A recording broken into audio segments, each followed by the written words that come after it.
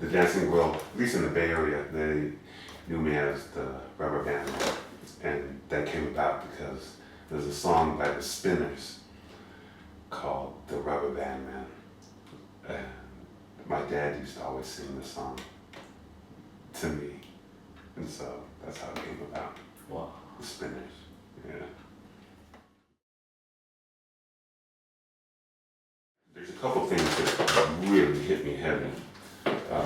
One thing was definitely seeing James Brown, like as a kid, like on TV.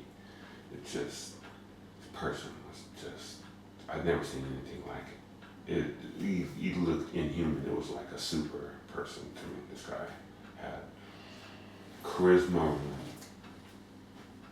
rhythm, drive, dynamic, like bring the crowd up to a frenzy and deliver every time, just head shaking. Oh my gosh, like who is this? What is this? And part of his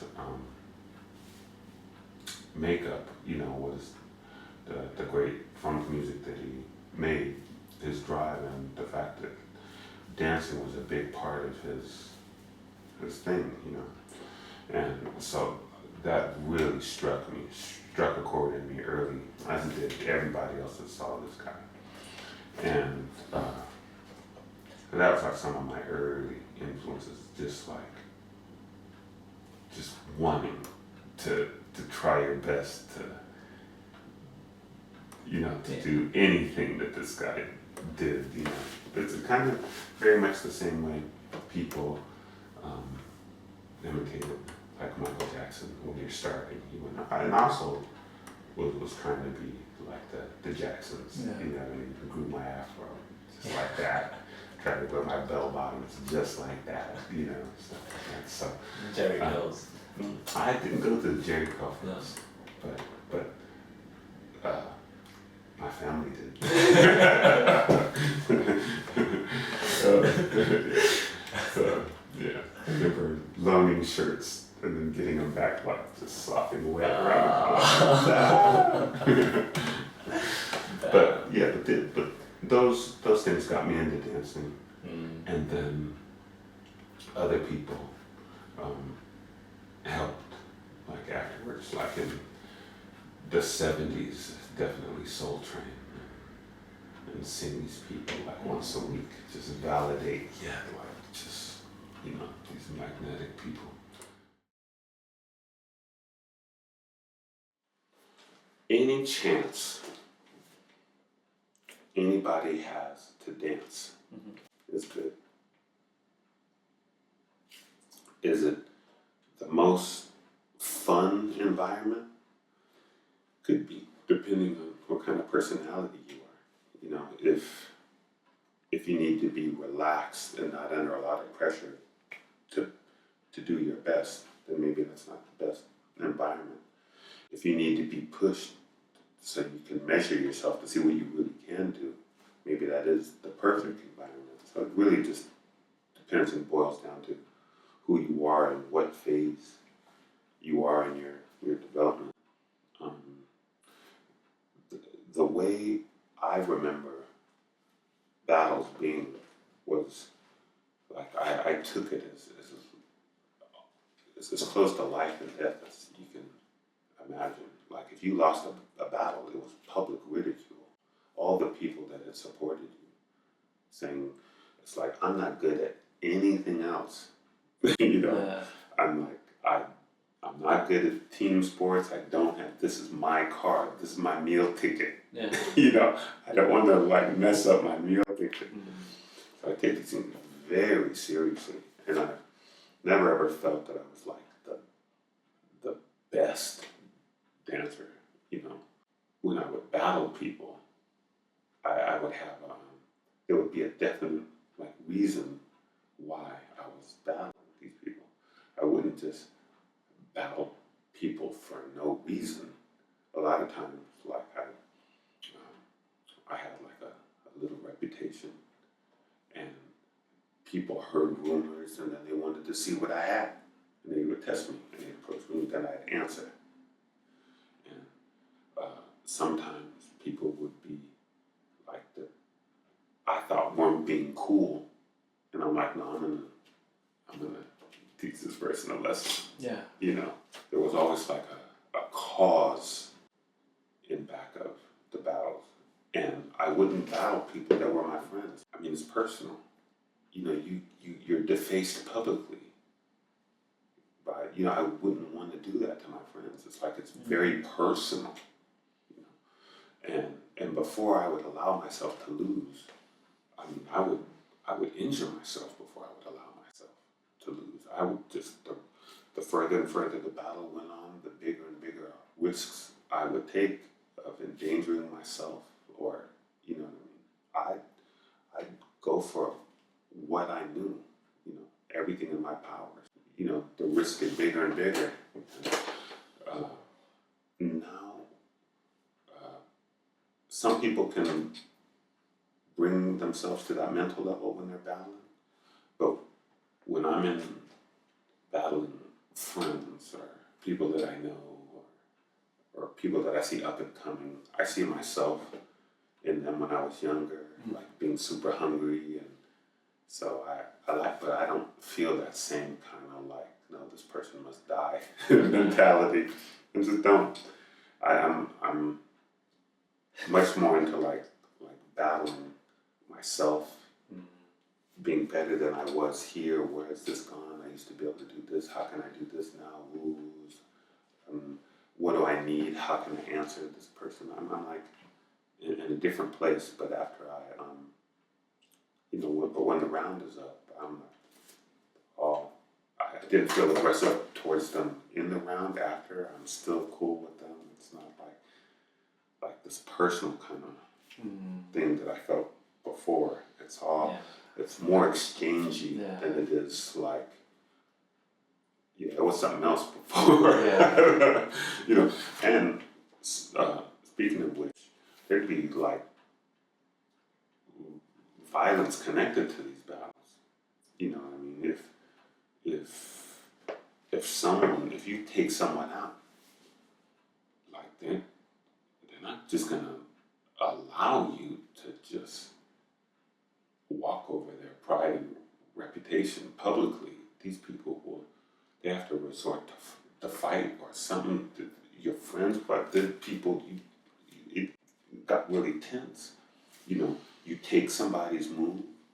You know what I mean? Like people were getting beat down for taking somebody's move.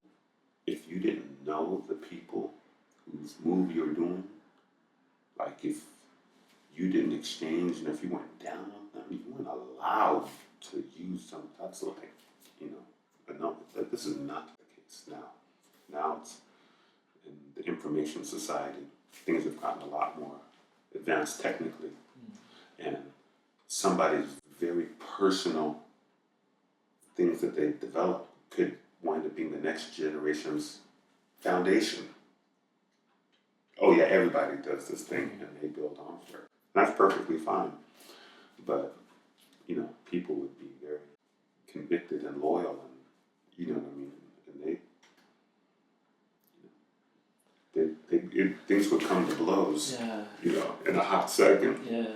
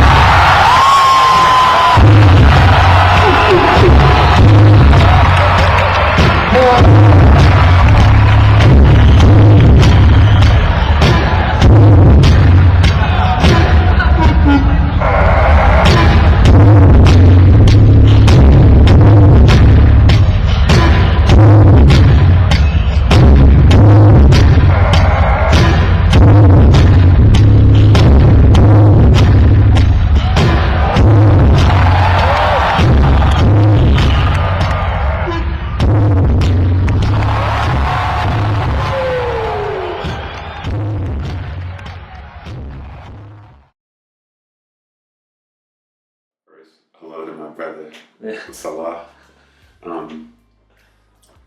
I was on a tour with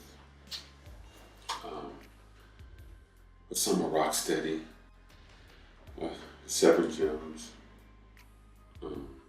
Style Elements, and a bunch of other talented people. Adesla, Doc got me on the Jam on the Groove tour. This is either 96 or 97. And they had like a off-Broadway hip hop play musicals. And so I'm touring with them, and I go to France, and that's the first time I meet young Salah. And young Salah was already Salah when I met him. And but he's very open to learning things that he doesn't know how to do. And he's brave enough to embrace stepping out of his comfort zone. And there were some things that I was doing that he wanted some insight to. So I showed him, certain things.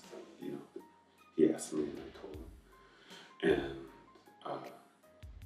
the next time I saw him a couple years later, he had practiced these things that I told him so well that he just ran with it. He just took it to another level, and I was like, oh my God. He was already fantastic when I met him, and then it was just like, oh man, this guy is just too much. He's just amazing. And got some work around 2001.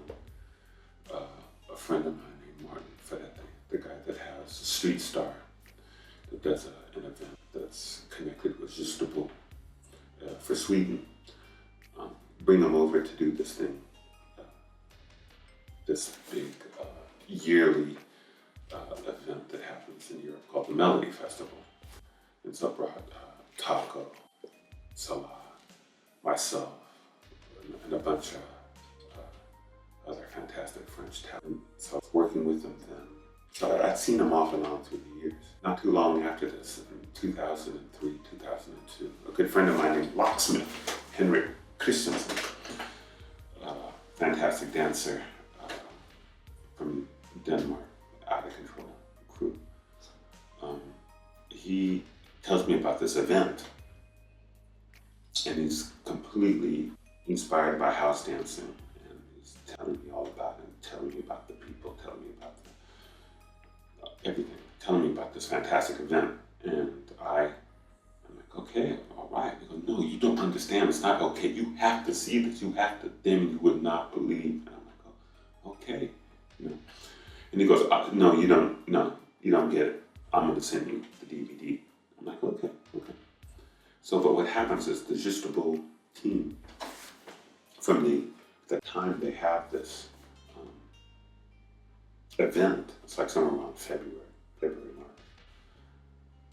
It takes them almost until the end of the year before this DVD is finished.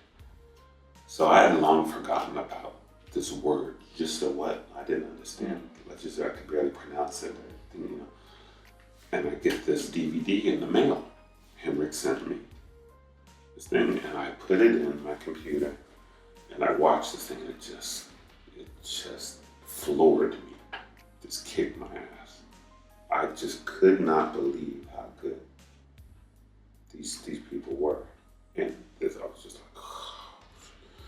There's a couple of real standouts. There's this guy named Dip that was dancing house. This couple, the hip hop.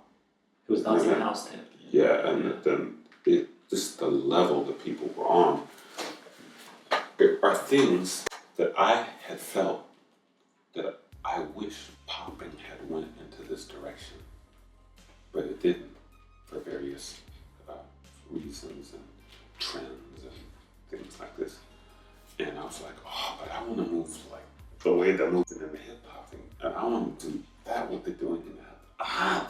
The ground, God, I was completely blown confidence shattered, very humbled, and I was like, damn, I gotta practice. Damn, I gotta really practice. So, 2004, I went to France just to see this thing.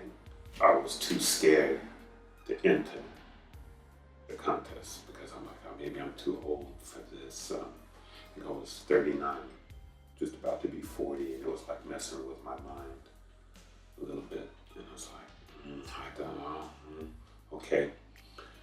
And people were like, oh my God, are you entering the contest? No, I'm just here to watch. Are you sure? Yes.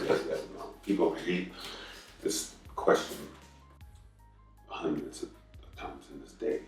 I got asked this question. No. And so the night right before the contest, I get a telephone call, 3 o'clock in the morning. And I'm like, who's this calling me 3 o'clock in the morning? They're like, it's Salah. He wants to talk to you. I tell him I'll do it. You know? And then they give me the phone. He's like, you know what I'm going to ask you? I'm like, yeah, why else would you call me 3 o'clock in the morning? You know? Like, yeah, I just what the hell? I was getting tired of getting asked the question. And I was getting fed up with my own fear of being intimidated by going. I'm like, what the hell, just go. You know, just go. And I mean, that was that year. And what had happened, there was no preparation. Everything that we planned, we didn't do it. You know, we planned to take it easy. You know, just take it easy. It's going to be a long day. The first people we met was Claire and Magali, and the whole audience was in back of them. And we were like, okay, we can't take it easy. They brought the battle to us. That was like the first battle in the morning. There was no time to be scared and nervous.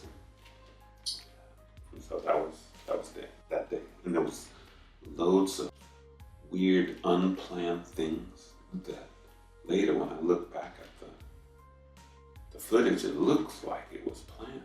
But it wasn't. We didn't know any of the music. There was things that were like accidents, like I told you yesterday. There's one thing, that's the classic thing, is we're just joking around with each other all the time, playing, just trying to not be serious. And I'm watching these girls, and I didn't know what to do, you know.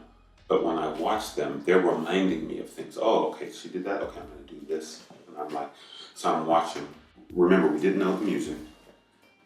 Salah's about to go out, and I go, wait a minute. And then I clean the floor. Oh, and I go, no, you can dance, you know.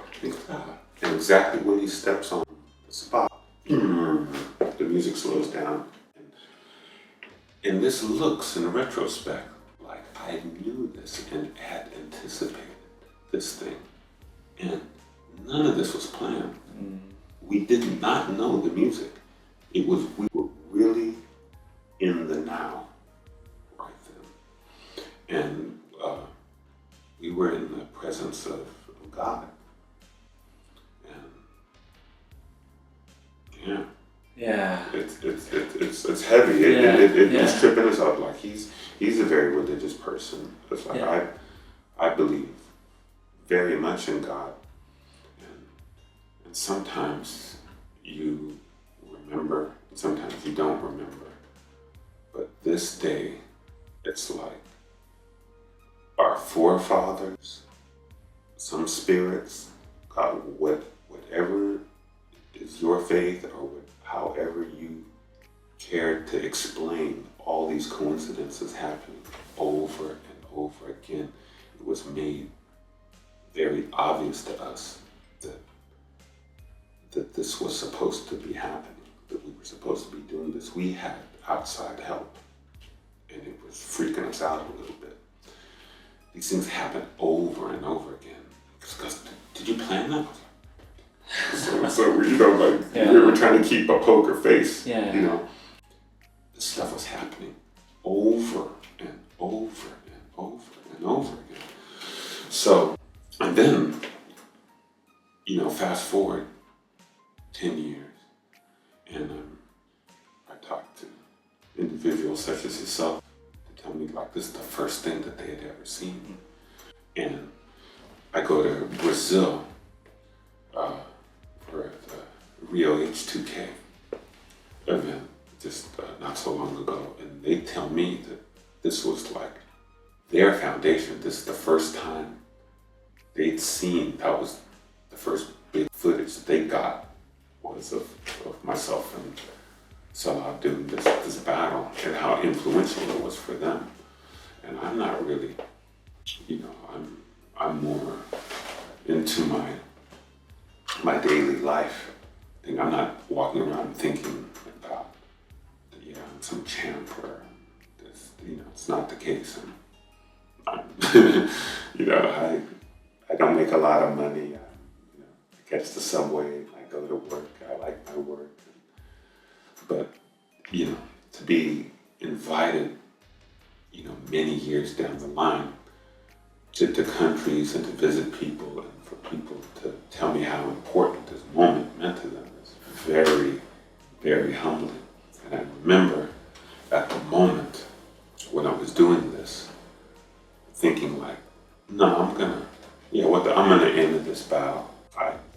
I think it's important that I do, and I didn't know for what reasons it wasn't important, but I find out many years later down the line that it was important in ways that I'll never fathom.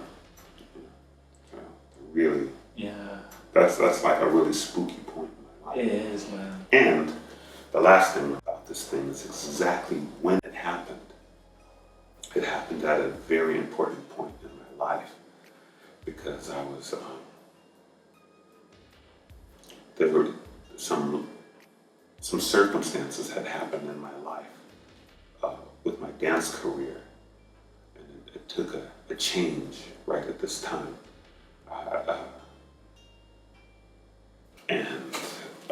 I was kind of made, maybe it was my own insecurity or what, but I was kind of made to feel that maybe I was like starting to be a little too old for this thing. And so this was really like a scream from my spirit. Like I wanted to dance, and I do it, and I make a right before this, I make a promise to never dance in any situation that I find uncomfortable, that I wanted it to be done the right way in the light that I wanted to be seen in. And so right when I make this decision, all these things started happening in my life. And the first one was this contest. Yeah. And my dance classes changed, and all of a sudden, it wasn't so much like industry work, because this is what you do in the industry. It's like, wait a minute, I decide what this is, because who's gonna decide for me? Who's more qualified to tell me about myself and what I believe in and stuff, these kind of issues. So that was right then, at that part of my life. For years later, talked to me about this moment. To my friends that had helped me get there, that showed me the moves, to people in the Bay Area like Boneless, Anthony, Tony, who showed me like these like shoulder waves that comes from him, to some of the waves I was doing, that was like I learned from Boo, Vic, the stuff I learned from Melvin, stuff that I figured out myself, the stuff to, even I was mentioning a guy called Burndell from UFO Encounters. He's the guy that showed me this Pac-Man walk, and I used that in the battle, and it happened just at the right time. It was just like a perfect answer for something that happened that I could not have anticipated. It's like it all just came together right then. It was special. Because there were some people in Northern California that were really waving. One of the most incredible waves I've ever seen. Vic, Vic. This guy is just miles ahead, like on certain things. And then I had developed, you know, in certain ways. And then when we got together, we were just trading all kind of techniques. And we were planning global domination. So, but there's a whole lot of different waving styles, and different people were good at certain parts. Some people were really good at tracing, some people didn't trace. Some people, Vic says that he'd never seen anybody do a bounce wave before him. And that was kind of his style, so that might be the case. I don't remember seeing anybody do it before him. But now everybody mixes all these waves. You know, like with every, you know, like I mean, yeah, it just goes everywhere. So where waving started, it's like 1,000 different waves to begin with, anyway, and where they all started. Yeah. But the Bay Area really took pride in waving. And so like around 82, when Hugo, Taco, and Sugar Pop, I was seeing them in the Bay Area, Hugo told me to come down to LA around 82 and introduce me to everybody. And, it was really cool, and they were really hospitable. And we were trading things, and they were so advanced with the popping. I was just like, oh, okay, like, woo, woo, woo. And you know, popping to this day, it's like very, very high level. And people weren't popping like that in Northern California. But on the same hand, I'd never seen anybody waving, and none of these people had ever seen waving like what I brought from the Bay down south. But that's what kind of. As you equation, maybe when that kind of shift happening, and or at least one of the people. Well, they were waving, but it was different. You know, Animated sort of type of way. Yeah, I mean, Taco was brilliant, so they were doing the same, but it was all incorporated, like kind of thing, and not with people who really like going slow, and people were like looking at me like, okay, that's different. You know what I mean? So in my humble opinion, it took LA a little time to get more advanced with the waving, as it took the Bay Area a little bit of time to get up there with the popping, and then it all blended out.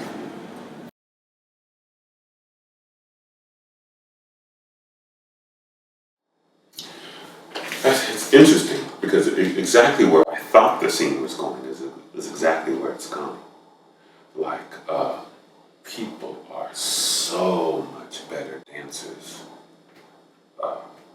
on the average than people were many years ago. Many years ago, there was like, in my humble opinion, there was like, of course, like the standouts, the originals, the people that you've never seen anybody move like this before. And somehow they had the arena to develop their own individuality and be supported for it, and they went different ways where you never seen them. Like one of my favorite dancers is Jazzy. I love Jazzy J.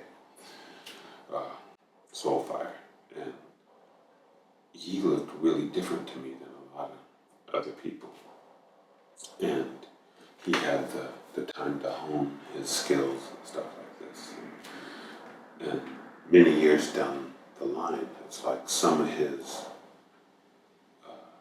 movements have become like the foundation that everybody has to do. The Jazzy's legs here on this or that, or and that become.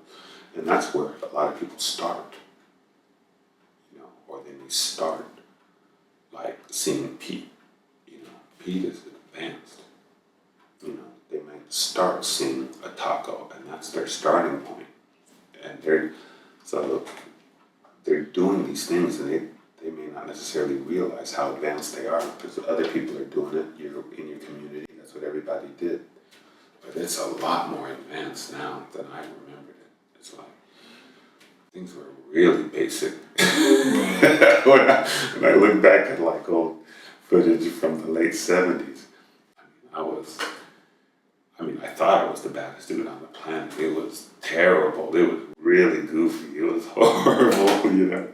But it's like people at much younger ages are like as good as I've been in any part of my middle-aged career as their starting point. Like, gosh, he's how old? He's 13, 14. You could, whoa.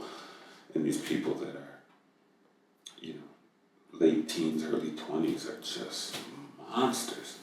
And it's no big thing because that's the way it is, and they've seen all this footage and they think that that's the way it just naturally is. But for me, actually, have been there during the timeline, I see things get more and more technically advanced in any number of ways. Sometimes at the cost of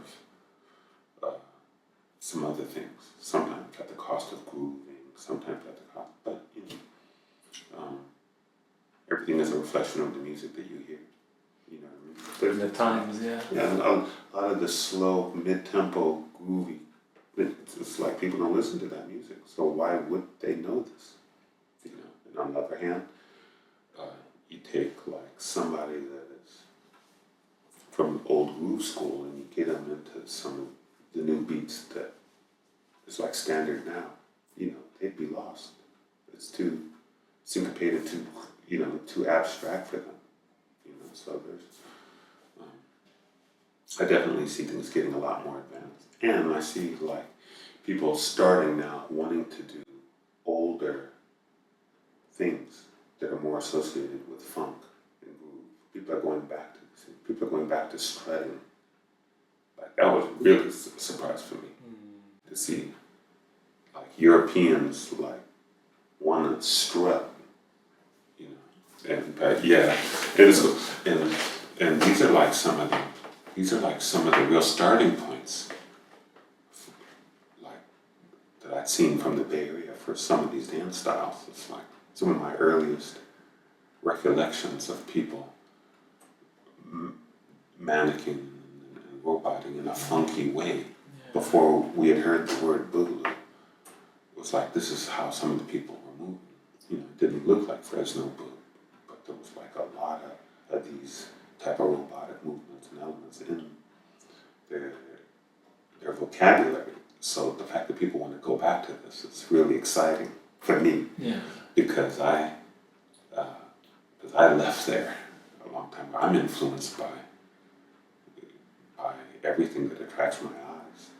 Young kids doing new stuff, new music, anything that's so I don't dance at all like the way I danced when I started. You know. So it's neat to see things going back, and some people wanted to get some funk in it, and that's like something that's nice for me to be able to share back. Because I think it's like something that I could do that is helpful. Yeah. Versus some people that may wonder what's at the core of some of this stuff.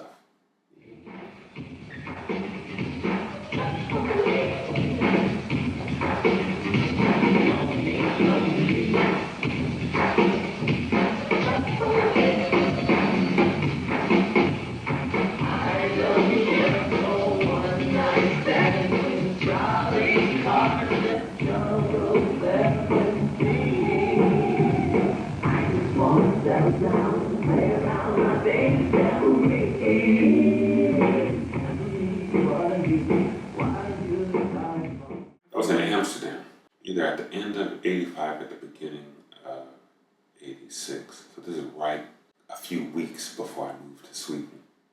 So yeah, that was really fun. And odd thing, I gotta tell you a story about this. There's a lot of people don't know about this thing. I'd given this footage to a friend of mine who I made swear not to give it to anybody else. And he swore, and I gave it to him, and it was in his secret library. And then he gave it to somebody else. And that person had it in their secret library. And he gave it to somebody else. And finally, this footage got around to everybody. So the first time I found out it gotten out, I was really pissed off. And the person apologized, yeah, and they did, yeah, blah, blah. But this thing has gotten me so much work. You can't promote yourself better than yourself. It comes back to me. I'm really happy that it got out. You know, and even though I'm really self-critical about some of the things, you know, and just because everybody's self-critical about themselves. I really enjoyed it. Yeah, I enjoy it now too. I really enjoy it. When I see it, and the funniest things is like, it's like a lot of my influences were coming out. So it's like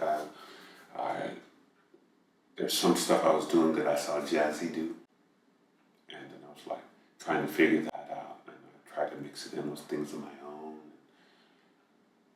like my partners, Melvin's, the baby rods, the people doing the hydraulics and all these movements. I was really like putting all these people together. So it was a good time. Yeah. I like that footage, it's cool. Yeah. A couple of things that's funny from this video. The first time I go to Japan with Damon Groove, where was I in? Osaka at first. I battled somebody. And they're like, and I was like, what? I bit like these. Like, no, Hungry, you look just like Taco, and you look just like Pete. What the hell? You tell me I bit from who? Yeah. Yeah, ask them from who? Yeah. And they're like, they're talking, and then they're like, he goes, yeah, we saw the guy in the video with the flat top and the mustache and the red shirt. Everybody's seen this video. I'm like, and what's his name? You know, and they didn't know his name. And I'm like, it's me. You know, and they're like, what? And by that time, I was bald, you know, and they're like, you know, and they already knew all my moves. They already had everything in that video down. They're like, yeah, we know, we saw that, you know. And I was like, what? You know, that was the first funny thing. One thing that's really, I think is a major difference. We didn't have so much access to the footage. Sometimes we did. When VHS tapes started coming out, when people started recording things, but not a lot of people could afford these. So what would happen is you would hear about something, and then you would try to do it in the best way you'd imagined it. So you could be thinking you're doing the thing that this other person does, but when you finally see them, you're doing your own move. So even though you're trying to copy, you wound up doing it in an original way, which could become your trademark and signature things. There was loads of things that I thought I was copying the only way I could figure out that people were doing, what the rumors I heard. Or sometimes I'd see something, and you try to remember what you saw, and I'd remember it wrong. And I would try to do it in the best way I could remember it, and I would be developing my own ways to move. Whereas if you have a footage that you could rewind, you may have figured out 1,000 individual variations of this move, but you'll be telling yourself it's wrong because it's not this thing, because you'll be you know what I mean? So I know what you mean. So the difference is now it's like people really do take the time to practice to do the things they see, and it becomes of a high level, and maybe you don't see as many things that are different. Maybe that's the price of it.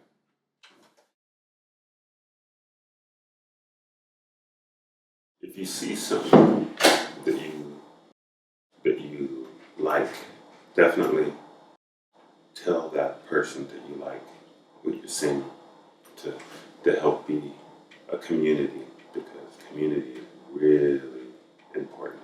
Someone might not know that they're a genius, until they're like made aware of it. And to go easy on yourself. Everybody's their own worst critic, But if you let that inspire you to work harder, and if you can manage to keep doing it for a while, you'll definitely get to whatever the thing you put your energy into. So the longer you're with it, you will get there. Yeah. You're just be patient with yourself. A lot of people think that you need to be satisfied with yourself. I want to feel satisfied. I want to be good, so then I can be good. It's like the better you get, the better you find out you need to be. It never stops. So you get used to it, and it's perfectly okay. But don't be so hard on yourself that this isn't for me and all that kind of stuff, because it's all about like expressing yourself and having some type of forward progression, and that'll definitely help others with you being aware of it or not. It definitely helps add into the pool of the community. You take from it and you give back to it. Everybody has different levels of self-confidence, and there's ways of developing your self-confidence, and there's ways of your self-confidence being able to hold you down and to put you into a dangerous situation where you don't want to get out of your safe zone. So the biggest area of growth that you'll find is putting yourself in a situation where you're taking risks and doing things that you haven't planned for. All kinds of material come out of this, but you have to feel safe enough to be in a place where this exists. So if you think about like the ciphers, where there's people dancing that know each other, and they're joking, they're not even going full out 100%. They're like playing and they're relaxed. This is where like some of these magic moments happen, more so than the battles, where things have to be more planned and stuff. It's really hard to have that openness and playfulness and to get within the battle environment. You have to be used to the battle environment enough to be able to play in it. Otherwise, it can be like really intimidating and nerve-wracking. And that's not the environments where you feel you have the freedom to make a mistake. A lot of these so-called mistakes are exactly the things that get developed into, the moves that you'll be known for. So if you do something you aren't even aware of, and someone says, like, do that again, Yeah. and you do it again, and you're like, what, this? And people go, oh my God, yeah, this. Then you have a little insight and clue to, okay, and that's a part of your community. Yeah. Helping you, and you also being open enough to be willing to make that mistake in front of them, where you learn what works and doesn't work. So it's really important.